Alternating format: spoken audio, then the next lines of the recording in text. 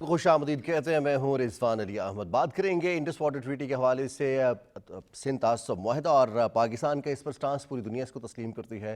اس معاہدے کی جو گارنٹیئرز ہیں جن کی ثالثی میں یہ معاہدہ ہوا تھا وہ بھی پاکستان کے موقف کو تسلیم کرتے ہیں۔ پاکستان نے پوری دنیا میں اپنے پانی کے حق کے حوالے سے جو آواز بلند کی ہے اس پر بھارت کی ہٹ درمی برقرار تو ہے، لیکن پاکستان نے بھرپور جواب دیا ہے۔ تمام فورمز، چاہے وہ پارلیمنٹیرینز ہوں یا پھر کور کمانڈرز کانفرنس ہو، پاکستان کی کابینہ ہو، تمام شعبہ جات سے ایک واضح کھلا پیغام ہے کہ پاکستان اپنے حق کے پانے پر کسی قسم کا کوئی سمجھوتا نہیں کرے گا، اور بھارت نے اگر ہٹ دھرمی کی، اس کا جو بلا جواز غیر اخلاقی اقدام ہے انڈس واٹر ٹریٹی کو معطل کرنے کا، اس کو نہ تو پاکستان تسلیم کرے گا، اور اگر بھارت نے آبی جارحیت کی تو پاکستان اس کا بھرپور جواب بھی دے گا۔ کل کور کمانڈرز کانفرنس ہوئی، اس کے ساتھ ساتھ وزیر دفاع خواجہ محمد آصف نے، کابینہ ارکان نے، ڈاکٹر مصدق ملک نے، وفاقی وزیر اطلاعات و نشریات عطا اللہ طاہر نے کل اس حوالے سے ٹویٹ کیا۔ پارلیمنٹیرینز کی بڑی تعداد نے یک زبان ہو کر اس حوالے سے آواز اٹھائی ہے، اس پر بھی ہم بات کریں گے۔ ساتھ ہی ساتھ ہم کچھ بات کریں گے آزاد کشمیر کے کرائسس کے حوالے سے۔ ابھی تک 15 ارب روپے کا نقصان ہو چکا ہے ایک مہینے میں۔ جو سو کالڈ کالعدم کمیٹی کا ایک دھرنا ہے یا پھر وہ احتجاج کر رہے ہیں، جو ان کی ڈیمانڈز ہیں، ان ڈیمانڈز کو کس طرح سے ایڈریس کیا گیا ماضی میں، ان کے تمام مطالبات کو تسلیم کیا گیا، پھر وہ مطالبات بڑھتے بڑھتے غیر آئینی مطالبات میں کنورٹ ہو گئے، اور پھر ان کو ایڈریس کرنے کے حوالے سے جو موقف اختیار کیا آزاد کشمیر حکومت نے، اس کے حوالے سے بات کریں گے ہم آج کے پروگرام میں۔ ساتھ ہی ساتھ ہم کچھ بات کریں گے پنجاب میں ہونے والی ڈیولپمنٹ کے حوالے سے، سڑکیں کس طرح سے ترقی کا زینہ بنتی ہیں، ترقی اور خاص طور پر غربت سے لڑنے کے حوالے سے، مواقع کی فراہمی کے حوالے سے، پنجاب میں روڈ ڈیولپمنٹ، روڈ انفراسٹرکچر کے حوالے سے جو کام ہوا ہے اس کی ڈیٹیلز بھی آپ کے سامنے رکھیں گے اور اپنے تجزیہ کاروں سے اس حوالے سے بات بھی کریں گے۔ پروگرام میں ہمارے ساتھ موجود ہوں گے سلمان غنی صاحب، لاہور اسٹوڈیوز سے ہمارے ساتھ ویڈیو لنک کے ذریعے موجود ہیں، اور اسلام آباد اسٹوڈیوز میں ہمارے ساتھ موجود ہیں عبداللہ مومند اور سید اون شرازی۔ آپ تمام کا بہت بہت شکریہ۔ سلمان غنی صاحب، آپ سے ہم آغاز کریں گے۔ انڈس واٹر ٹریٹی یہ ایک ایسا معاہدہ ہے جس کی ایک تاریخ ہے، باقاعدہ تمام شکیں واضح ہیں، پاکستان کا موقف، بھارت کا موقف، دونوں طرف سے جو پانی کی تقسیم کے حوالے سے معاہدہ تھا، جو سٹیک کے حوالے سے بات ہوئی تھی، آبی ذخائر کے حوالے سے بات ہوئی تھی، اب بھارت مارکہ حق میں تو شکست سے دوچار ہوا، اب وہ آبی جارحیت کی طرف آنے کی کوشش کر رہا ہے اور اس کو یک طرفہ طور پر معطل کرنے کی کوشش کی۔ پاکستان سے جو آوازیں آئی ہیں، پاکستان کی کابینہ ہو، کور کمانڈرز کانفرنس ہو، پاکستان کے منسٹرز کی طرف سے، پارلیمنٹیرینز کی طرف سے، عام لوگوں کی جانب سے، ہماری صحافت کی بہت بڑی تعداد میں لوگ ہیں جن کی آواز یہ آ رہی ہے کہ پاکستان کا یہ پانی کے ذخیرے پر، پاکستان کا پانی پر حق ہے، اس کو تسلیم کیا جانا چاہیے، اور بھارت جو جارحیت کر رہا ہے اس کا پاکستان کو بھرپور جواب بھی دینا چاہیے۔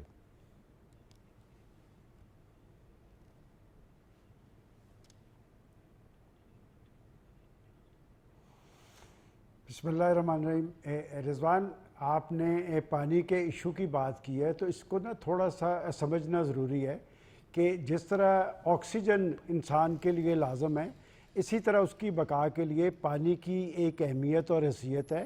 اور جب ہم پانی کے ایشو کی بات کرتے ہیں تو یہ صرف پاکستان اور بھارت کے درمیان دو طرفہ تنازع نہیں، بلکہ پاکستان اسے بین الاقوامی قوانین اور معاہدوں کی روشنی میں دیکھتا ہے۔ اور آپ یہ سمجھیں کہ آخر کیا وجہ ہے کہ اس وقت بھارت نے پاکستان کی فوج کے ہاتھوں شکست کھانے کے بعد سندھ طاس معاہدے کے ختم کرنے کا اعلان کیا؟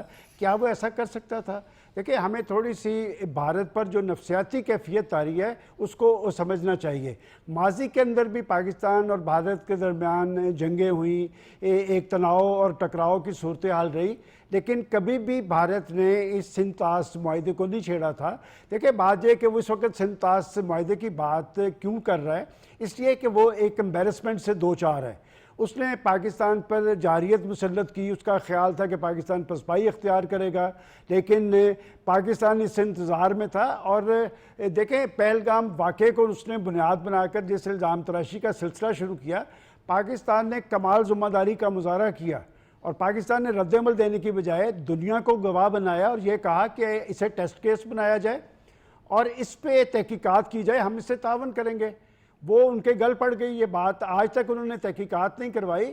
اور جو میں نفسیاتی کیفیت کی بات کر رہا ہوں، دیکھیں بات یہ کہ 10 مئی 2025 کو پاکستان نے جو رد عمل دیا، ان کو دن میں تارے دکھائے، ان کو جو دھول چٹائی، دنیا کے اندر ایک میسج گیا کہ پاکستان ناقابل تسخیر ہے۔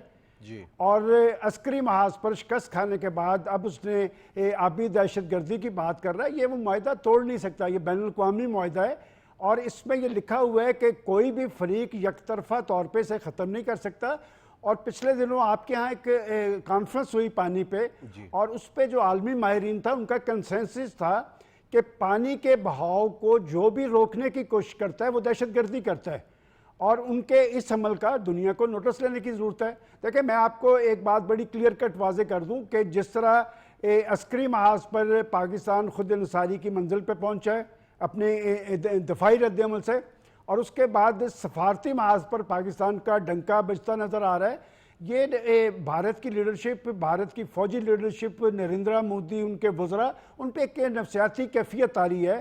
دنیا بھر میں ان کی جگنسائی ہوئی ہے, انہیں کوئی راستہ نہیں مل رہا, اور وہ اب جو آبی دہشت گردی کی بات کرے پانی کو وہ روک نہیں سکتے.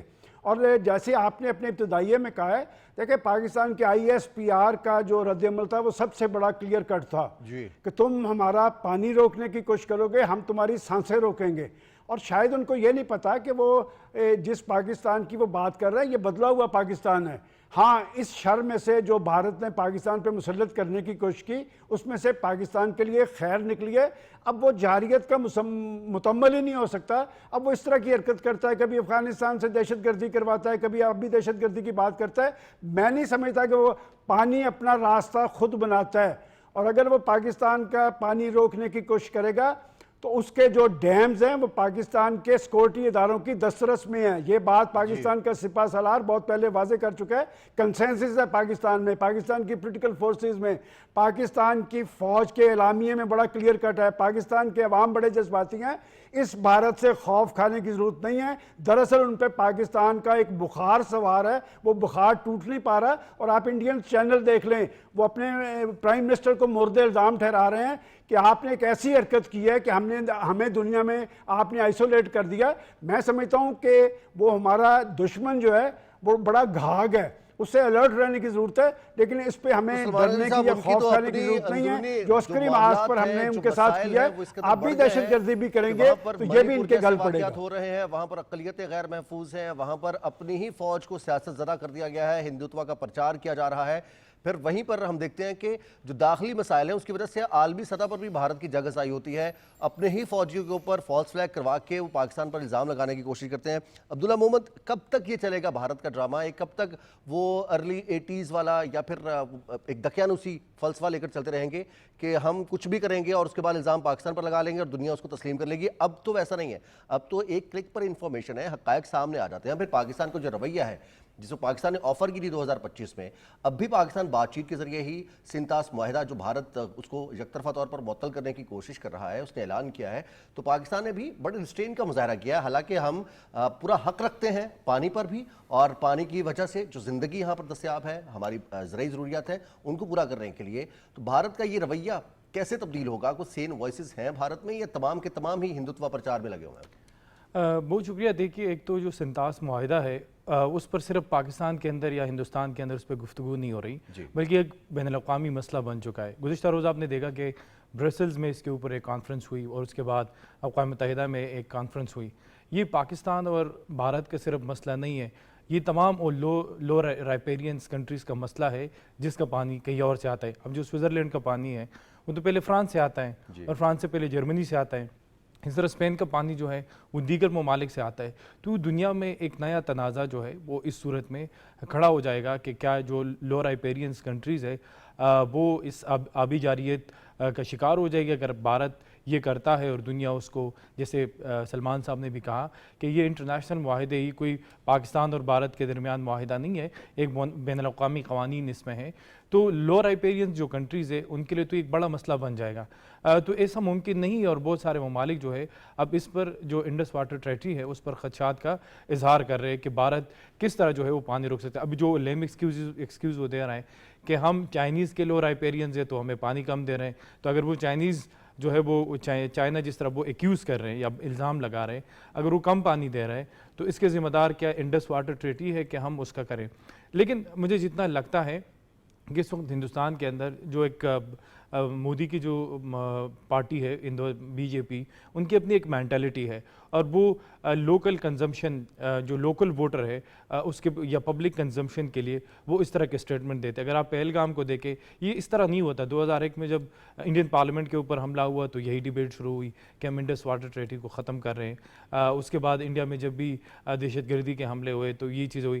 पहलगाम में आप देखें कि पहलगाम, अब हमारे मुल्क में भी धमाके होते हैं, इंटरनल सिक्योरिटी हमारा अपना मसला है, हम फिर इन्वेस्टिगेट करते हैं मुख्तलिफ इदारों से और वही इदारे जो है वो फिर कल्प्रिट्स तक पहुँचती हैं। लेकिन अभी तक जो पहलगाम में हुआ उसके दुश्मनों तक या पहलगाम किसने किया वहाँ तक भारत के अभी तक कोई इन्वेस्टिगेशन नहीं आई। तो अंदर से एक दबाव बढ़ रहा है, सामने आया ना। हाँ, उससे दबाव बढ़ रहा है हिंदुत्व मतलब बीजेपी के ऊपर। और जब भी मतलब अब बीजेपी जो है वो एक नेक्स्ट इलेक्शन में जाएगी या इससे पहले जो इलेक्शन हुए उससे पहले पहलगाम का वाक़या हुआ या दीगर चीज़ें हुई, तो ये एक संगीन मसला है। और इस वक्त मोदी की जो जमात है वो सिर्फ पब्लिक कंजम्पशन या लोकल वोट बैंक के लिए वो चीज़ इस्तेमाल करें। यही तो इंटरनल सिक्योरिटी फेल्यूर ये कब खत्म होगी शिराजी साहब? दूसरी जानिब हम देखते हैं कि भारत कन्वेंशनल वॉर में मुकाबला नहीं कर सका, फिर इस तरह का वॉरफेयर करने की कोशिश करता है प्रॉक्सीज के जरिए। उनके साबिक फौजी अफसरान टेलीविजन पर बैठकर इस बात को तस्लीम करते हैं कि पाकिस्तान को डिस्टेबल करने के लिए हम अफगानिस्तान की सरजमीन भी इस्तेमाल कर रहे हैं। तो पाकिस्तान ने तो बड़ा वाज़ेह पैगाम दिया कल कोर कमांडर्स कॉन्फ्रेंस में भी ISPR के इलामी के मुताबिक कि अफगानिस्तान की सरजमीन इस्तेमाल हो रही है या फिर जो भी ऐसे अनासर हैं उनका कला कमा किया जाएगा। अब पूरी दुनिया पाकिस्तान की, ख़ास तौर पर ईरान अमरीका मुफाहमती याददाश्त पर दस्तखत के बाद पाकिस्तान की सिफारती हैसियत यकसर तब्दील हो चुकी है। तो भारत को इसको समझना चाहिए और मामलात को खुश उसलूबी से आगे बढ़ाना चाहिए, या फिर वो वही उसी हठधर्मी का मुजाहरा करते रहेंगे? देखें रिजवान, भारत ने अपने आप को ना दुनिया के सामने विश्व गुरु टाइप 56 इंच की छाती इस तरह के नारे लगा के ये शो करवा रहे थे कि शायद अब भारत जनूबी एशिया में जो है एक बहुत बड़ी ताकत बन चुका है और एशिया के जितने मामलात हैं जनूबी एशिया के वो भारत ही अब डील करेगा और आलमी ताकतें भारत पे ही अपना वज़न डालेंगी। लेकिन ये जो हुआ ये मामला पूरा मई वाला 2025 वाला, उसके बाद फिर सबसे पहले तो भारत की जो अस्करी ताकत थी वो एक्सपोज हुई। फिर उसके बाद आपने देखा कि भारत की जानब से जो भेजे गए पहले वफूद सफारती सतह पे पाकिस्तान ने भी भेजे, तो सफारती सतह पे शशि थरूर साहब की सरबराही में भारत ने वफद भेजा और पाकिस्तान का वफद जो था वो बिलावल भुट्टो जरदारी की सरबराही में था। तो वहाँ पे भी भारत को बहुत बड़ी शिकस्त हुई। फिर आके अस्करी सतह पे हुई। अब भारत जो बयानियां भेजता था हमेशा से कि पाकिस्तान जो है वो भारत के खिलाफ इक़दामात करता है, फाल्स फ्लैग करता था, उसका इल्ज़ाम पाकिस्तान पे लगा देता था, कश्मीरियों पे जुल्म मजालम करता था, उसका कोई जवाब अगर कश्मीरी देते थे उसका इल्ज़ाम पाकिस्तान पे लगा दिया जाता था। तो पाकिस्तान ने मुसलसल दुनिया भर को डोजियर्स दिए, पाकिस्तान सफारती सतह पर एक्टिव रहा और पाकिस्तान ने अक़वाम मुत्तहिदा को बहुत सारी तफसीलात दी। जिसके बाद आपने देखा कि एक हमला ऐसा हुआ जिसमें पाकिस्तान ने कहा कि हमारी टीम जाके आपके साथ इन्वेस्टिगेट करने को तैयार है, और पाकिस्तान की टीम गई भी सही। पहलगाम का वाकया पाकिस्तान ने कहा हमें इन्वेस्टिगेट करने को तैयार है, आप हमें शवाहिद दें, हम उस पर कार्रवाई करेंगे। लेकिन क्योंकि ये सारे फॉल्स फ्लैग थे और किसी किस्म की कोई जो है वो हकीकत सामने ना आई। अब सूरत हाल ये है कि अगर इंडस वाटर ट्रीटी की तरफ आए, 12 आर्टिकल है और 12वां जो आर्टिकल है ना जी वो बड़ा वाजे है। वो ये कहता है कि यकतरफा तौर पे कोई मुल्क इससे खत्म नहीं कर सकता, ये दोनों आपस में कंसेंसस के साथ इसमें कोई भी तब्दीली लाएंगे तो वो करेंगे। आर्टिकल 8 की बात करें तो वहां पे इंडस वाटर ट्रीटी के हवाले से जो है वो कमिश्नर की बात की गई है। फिर अच्छा इतना ये जामे ट्रीटी है कि 9 में अगर कोई आपस में मसाइल बनेंगे तो आर्टिकल 9 के तहत ये सारे हल होंगे। तो अब भारत ने किया क्या? भारत ने ये किया कि अपनी फेस वैल्यू पे चीजें लाने के लिए अवाम के वो जो एक दबाव था उससे बचने के लिए ये कहा कि जी हम ये जो इंडस वाटर ट्रीटी है इसको खत्म कर रहे हैं और हम पाकिस्तान में पानी नहीं जाने देंगे। और जो एक वो बयानिया कि जी चाइना से कम, चाइना के साथ कोई ट्रीटी है ही नहीं भारत का, MOU थे 2025 में MOU खत्म हो चुका है, उससे पहले एक MOU 2020 में खत्म हो गया था।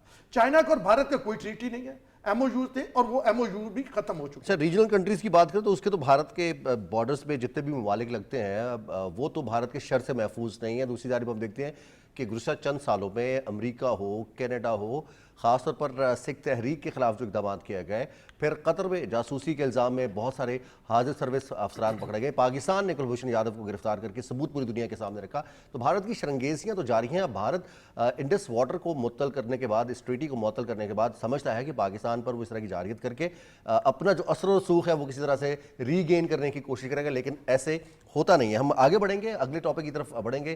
سلمان غنی صاحب، کل آزاد جموں کشمیر کے حوالے سے پریس کانفرنس کی ترجمان آزاد جموں کشمیر پولیس نے اور سیکرٹری نے، تو اس حوالے سے جو سٹیٹس سامنے آیا کہ صرف 1 مہینے میں اس کالعدم کمیٹی نے، جو کہ سو کالڈ عوام کے حقوق کا مطالبہ کر رہی ہے، ان کی وجہ سے 15 ارب روپے کا نقصان ہو چکا ہے، کاروبار زندگی معطل ہوئے، کچھ دنوں کے لیے لوگوں کو ڈرا دھمکا کر ان کے کاروبار بند کروانے کی کوشش کی جاتی ہے، انہیں زبردستی دھرنے میں شامل کرنے کے لیے زد و کوب بھی کیا جاتا ہے۔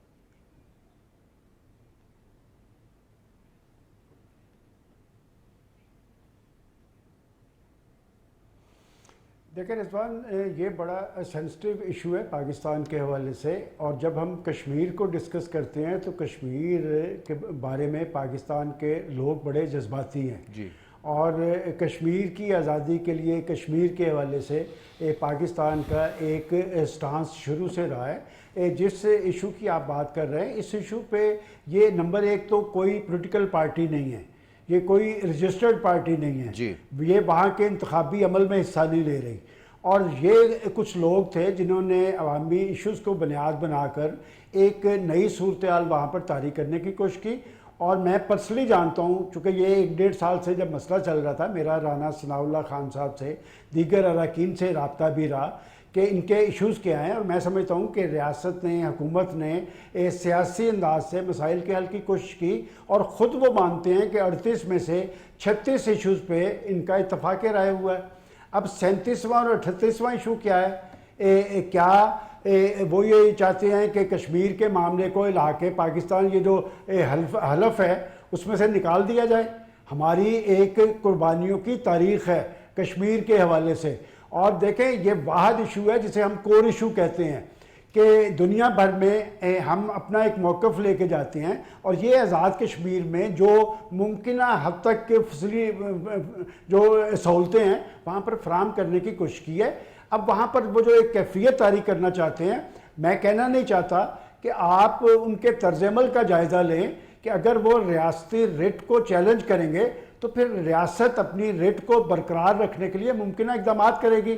اور میں سمجھتا ہوں کہ وہاں کے پرائم منسٹر جو ہیں ان کا بیان بھی میں نے دیکھا کہ جب ان کی کوئی غیر قانونی ایکٹیویٹیز رجسٹرڈ ہوئی تو وہاں پر اس تنظیم کو کالعدم قرار دینے کے باوجود پاکستان کی پولیٹیکل پارٹیز نے اور پولیٹیکل لیڈرشپ نے کہا کہ اس مسئلے کو سیاسی انداز سے حل کیا جائے، اور میں بطور پاکستانی اور ایک جرنلسٹ کی حیثیت سے سمجھتا ہوں کہ مسائل کا سیاسی حل ہی کارگر اور نتیجہ خیز ہوتا ہے۔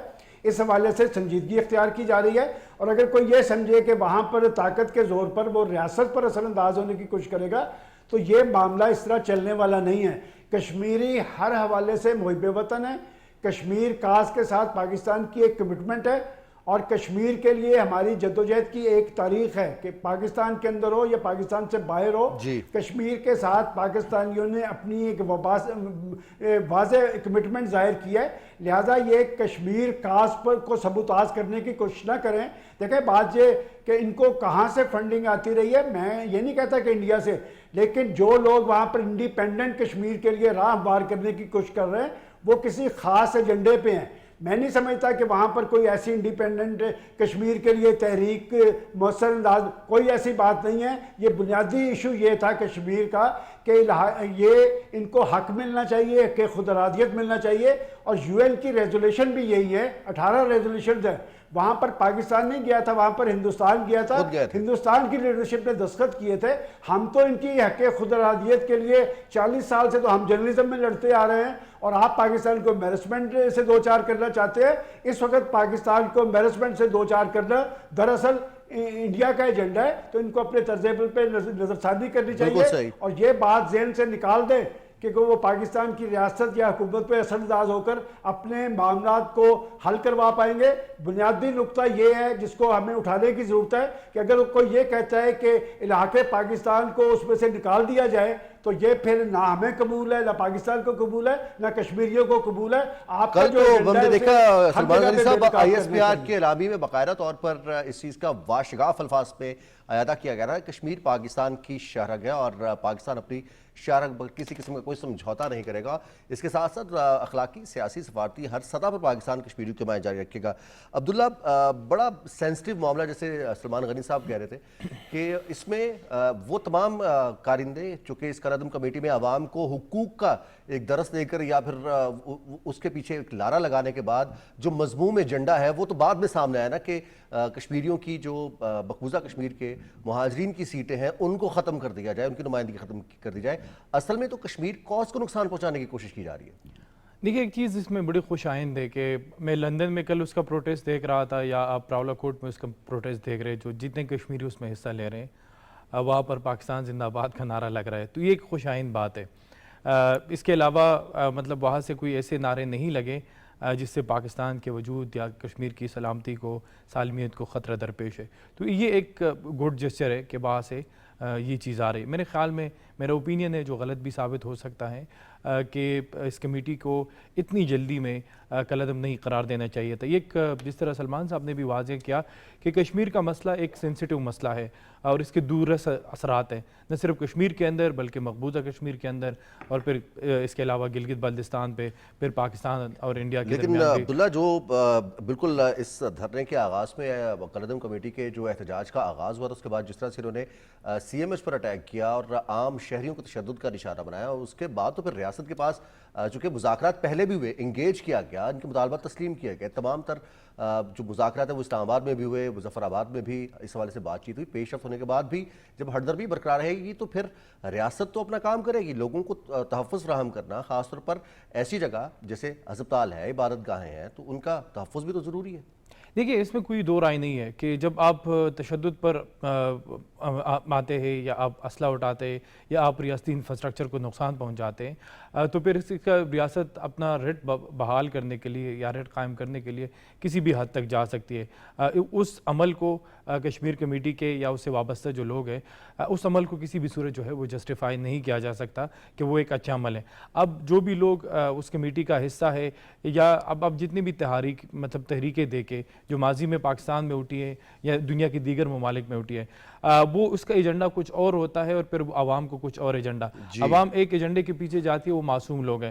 تو اگر وہ اس کو تشدد کے اوپر اکساتی ہے کہ آپ تشدد کریں اور پھر یہاں سے بھی مطلب سیکورٹی فورسز کے لوگ بھی اس میں شہید ہوئے اور پھر ایک ریئیکشنری ایک وائلنٹ صورتحال بنتی ہے تو پھر اس کا نقصان جو ہے وہ کشمیریوں کو بھی ہے، اس کا نقصان پاکستان کو بھی ہے. تو اس کا حل یہ ہے کہ اس کو پولیٹیکلی انگیج کیا جائے. میں 2 بار مظفر آباد گیا، اس کے بعد میں نے راولا کوٹ جانے کی کوشش کی لیکن ایکسیس جو ہے وہ راستوں کی وجہ سے میں وہاں نہیں جا سکا. کاروبار بند ہے، انٹرنیٹ بند ہے، جبکہ اس کے ساتھ ساتھ مجھے پورے بازاروں کے اندر سبزی کی کچھ دکانیں جو ہے وہ اوپن تھی، باقی دکانیں سارے بند تھی.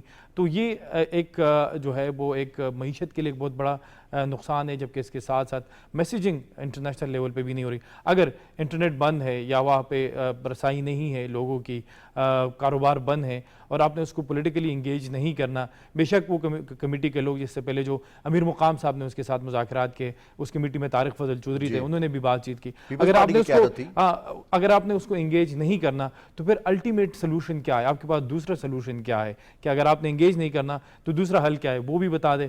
تو میرے خیال میں یہ وقت ہے، کشمیر ایک سینسیٹیو معاملہ ہے اور اس کو پولیٹیکلی جو ہے اس کے ساتھ انگیج کیا جائے. اور غلطی پہ ہے تو ان پر اس کو ایکسپوز کیا جائے کہ یہ آپ کی غلطیاں ہیں. تو عبداللہ یہ بات تو جب جو جائز حقوق تھے، تسلیم کرنے والے حقوق تھے، ان کے مطالبات تسلیم کیے گئے اور پوری دنیا کے سامنے پاکستان نے کہا کہ بالکل یہ بنیادی انسانی حقوق ہیں، چاہے وہ بجلی کی فراہمی ہو یا پھر بنیادی ضروریات کی فراہمی ہو. اس حوالے سے ہم دیکھتے ہیں کہ پنجاب ہو، سندھ ہو، خیبر پختونخوا ہو، بلوچستان ہو، وہاں پر بھی لوگوں کو مسائل کا سامنا ہے. لیکن جو احتجاج کے ذریعے یا پھر صرف اپنے فائدے کے لیے اس طرح کا احتجاج کرنا کہ سب کچھ بند کر دیا جائے، روڈز کو بند کر دیا جائے، لوگوں کو زبردستی دھرنوں میں شامل کیا جائے، تو پھر ریاست کو تو عمل درآمد کرنا پڑتا ہے. شیرازی صاحب، جتنا سینسٹیو یہ معاملہ ہے اس میں اتنے ہی چانسز ہیں کہ وہ طاقتیں جو نظر نہیں آتی وہ لوگوں کو ایکسپلائٹ کریں, ان کے جذبات کو ایکسپلائٹ کریں اور اس طرح کی میسیجنگ کروا دیں, یا پھر انٹرنیشنلی اس طرح کا کوئی امیج یا تاثر قائم کرنے کی کوشش کریں کہ یہاں پر مسائل بہت زیادہ ہیں, حالانکہ اتنے مسائل ہیں نہیں جتنے بڑھا چڑھا کر بیان کیے گئے بھارت کی طرف سے. رضوان, ایک تو جملہ میں پچھلا جو موضوع ہم ڈسکس کر رہے تھے اس حوالے سے کہوں گا کہ بھارت کی ڈیموکریسی اب اتنی کمزور ہو چکی ہے اور مودی کی سرکار کے ایک دلجیت دوسانجھ کی جو فلم ہے ستلج, اس کا وزن نہیں اٹھا پا رہی اور اس سے بھارت میں بین کر دیا گیا, اور وہ فلم جو تھی وہ جو سکھ تھے ان پہ جو مظالم 95 میں ڈھائے گئے تھے اس کے حوالے سے تھی. اب آتے ہیں جو جس معاملے کی طرف آپ اشارہ کر رہے ہیں, میری وفاقی حکومت کے اہم وزراء سے بات ہوئی ہے اور انہوں نے بڑے واضح طور پہ یہ آن ریکارڈ کہا ہے کہ جو مختلف کشمیر کے حوالے سے سوشل میڈیا پہ اکاؤنٹس ہیں کشمیریوں کے نام سے ہیں, وہ جو ہیں وہ مختلف مغربی ممالک سے چل رہے ہیں اور ان کے پیچھے انڈین بیٹھے ہوئے ہیں, اور وہ نام جو ہیں وہ کشمیر کے لوگوں کے استعمال کر رہے ہیں اور وہ ریاست پاکستان کے خلاف پراپیگنڈا کر رہے ہیں, پاکستان کے اداروں کے خلاف پراپیگنڈا کر رہے ہیں اور لوگوں کے جذبات کو منفی طریقے سے ابھارنے کی کوشش کر رہے ہیں. تو یہ ہائبرڈ وارفیئر ہے نا؟ جی بالکل, یہ وہ چیز ہے جو بھارت اب کیونکہ بھارت جو ہے وہ عسکری طور پہ تو پاکستان سے پٹ گیا اور پوری دنیا نے دیکھ لیا, اور پھر رافیل کا معاملہ اور وہ ماننے کو تیار ہی نہیں تھے, اور آخر میں ایک ایک کر کے پہلے کہتے تھے ہمارا کوئی فوجی نہیں اس میں جو ہے وہ جاں باک ہوا, پھر یہ بھی ماننا پڑا کہ ہمارے اتنے فوجی ہلاک ہوئے. تو اب بھارت جو ہے وہ کسی نہ کسی اپنے ہی وہ فوجی جنہوں نے بھارت کے لیے جان دی ان سے بھی غداری کرتی بھارتی حکومت نے, ان کو بھی تسلیم جی پہلے بالکل کہا کہ ہمارا کوئی فوجی نہیں اس میں ہلاک ہوا اور پھر خود مانا. تو یہ وہ چیز ہے, یہ وہ ریاستیں کرتی ہیں جو روگ سٹیٹ ہوتی ہیں, اور بھارت ایک روگ سٹیٹ ہے اور دنیا کی ظالم ترین. اور پھر ابھی ریسنٹ جو خبر آپ نے دیکھی کہ نیتن یاہو نے یہ کہا کہ ہمارا اتحادی ہے بھارت, تو پھر ایسی روگ وہ تو ہمارے ڈاکٹر سجاد بخاری کہتے ہیں نا کہ مدر لینڈ اور فادر لینڈ کے آپس میں نیکسس ہے. اچھا میں اگلے ٹاپک کی طرف جا رہا ہے, وقت ہمارے پاس بہت کم رہ گیا ہے. پنجاب کی ڈیولپمنٹ کے حوالے سے سلمان غنی صاحب آپ لاہور میں بیٹھے ہیں, اور جب بھی کسی قوم کی ترقی کی بات کی جاتی ہے, ان کے مسائل کو حل کرنے کے حوالے سے بات کی جاتی ہے, تو پھر انفراسٹرکچر سب سے اہم, اور اس میں بھی سب سے ذرا اہم رابطہ سڑکوں کی بحالی, تعمیر نو. 75 دن میں 1129 سڑکوں کی تکمیل. پنجاب حکومت نے یہ ایک ریکارڈ قائم کیا ہے, اور لوگوں کی ایکسیس شہروں تک اور بڑے شہروں تک بنیادی سہولیات تک فراہمی, پھر وہ سہولیات اب دیہی لیول پر بھی منتقل ہو رہی ہیں. یہ 75 دن میں جو ریکارڈ قائم ہوا, اس حوالے سے کیا کہیں گے؟